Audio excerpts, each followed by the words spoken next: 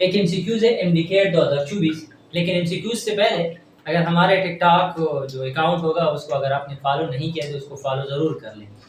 तो एमसीक्यूज है MDCAT 2024 7 congest of.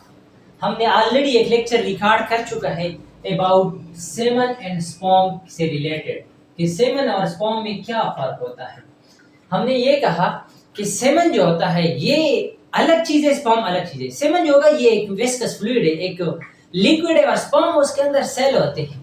और एग्जांपल ये फ्लूइड है, इस फ्लूइड के अंदर इसी तरह स्पर्म होते हैं और उस फ्लूइड के अंदर ग्लैंड के सिक्रीशन होते हैं और उसके साथ म्यूकस होते हैं और उसके साथ स्पर्म मिल करके इसको हम सेमन कहते हैं।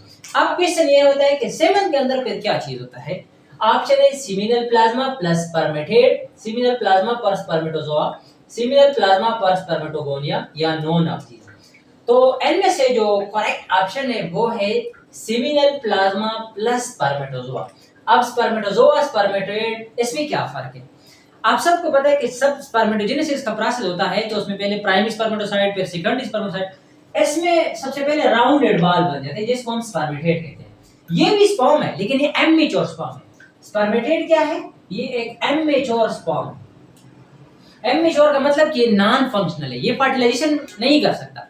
तो अब ये वाला स्पर्म जब इसी तरह का स्ट्रक्चर और इसके साथ फ्लैजेला भी आ जाएंगे तो फिर इसको हम स्पर्मेटोजोआ या स्पर्म कहते हैं। अब उसके पास एंजाइम आ गए, हाइलिनोयूरिनेडेज एंजाइम जो उसके हेड में मौजूद है एक्रोसोम के साथ।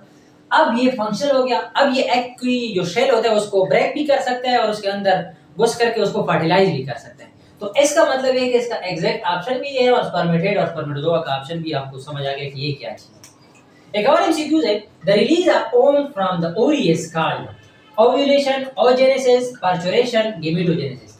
ये कहते हैं कि जब आपके पास एक ओवरी है उस ओवरी से जब एग रिलीज होता है, फॉर एग्जांपल ये एक ओवरी है, इस ओवरी से फॉर एग्जांपल ये एग रिलीज होता है, इस प्रोसेस को हम क्या कहते हैं, इसको हम क्या कहते हैं, इसको ओव्यूलेशन कहते हैं, oogenesis कहते हैं या पार्चुरेशन या गेमेटोजेनेसिस। इसका जो करेक्ट ऑप्शन है वो है ओव्यूलेशन। क्या है ओव्यूलेशन। oogenesis क्या है, oogenesis वो प्रोसेस होता है जिसमें फीमेल के अंदर एग की डेवलपमेंट होता है, एग पैदा होता है। The formation of egg is called oogenesis। Parturition क्या होता है कि जब बच्चा पैदा होता है, किसी लिविंग ऑर्गेनिज्म का बच्चा पैदा होता है उसको हम क्या कहते हैं, उसको हम कहते हैं पार्चुरेशन।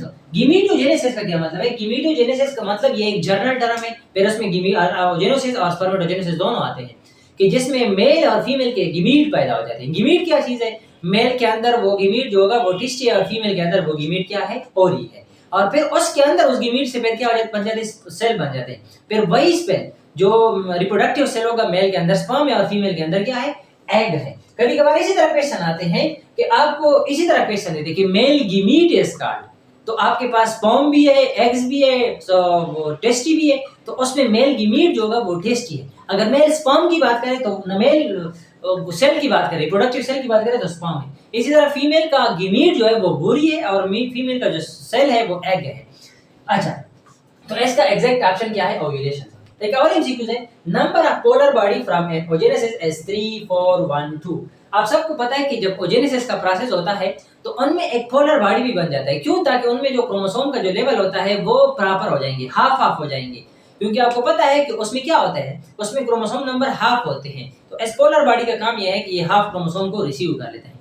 तो इसमें जो पोलर बॉडी बनता है वो है टू पोलर बॉडी बनता है। एक oogenesis में टू पोलर बॉडी बनता है। तो ये एमसीक्यूज है रिलेटेड टू एमडीकेट।